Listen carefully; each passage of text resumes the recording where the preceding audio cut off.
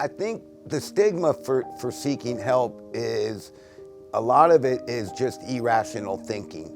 You know, that people think that if they talk about wanting to kill themselves to somebody, that they're going to be viewed as weak, as cowardly, as something's wrong with me.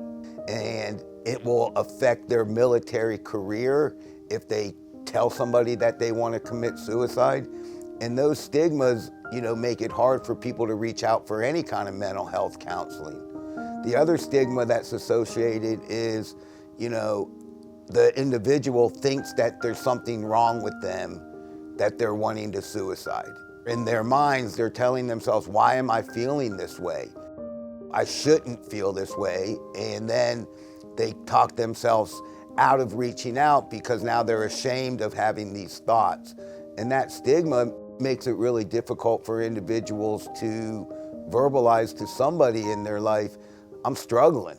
Most people at some point of their life have had thoughts of suicide. It's not an uncommon thought. Doesn't mean that they're going to do it, but it starts with thoughts, right? And then if we don't address the thoughts, it progresses. We have to re-educate people on how asking for help will really affect their life. You know, if I am struggling and I don't talk to somebody about it because I'm worried about how it's going to affect my life, if I ignore it, I'm not going to have much of a quality of life anyways. There's no one reason why people want to commit suicide.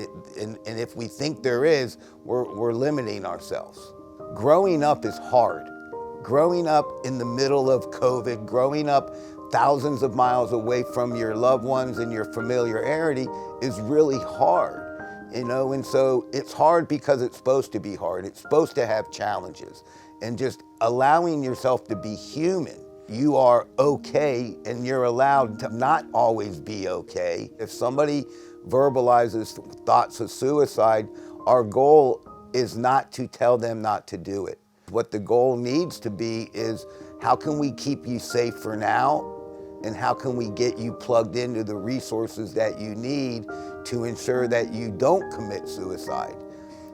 When you walk down through the barracks or at the chow hall and somebody asks how you're doing, typical response is, I'm good, you know?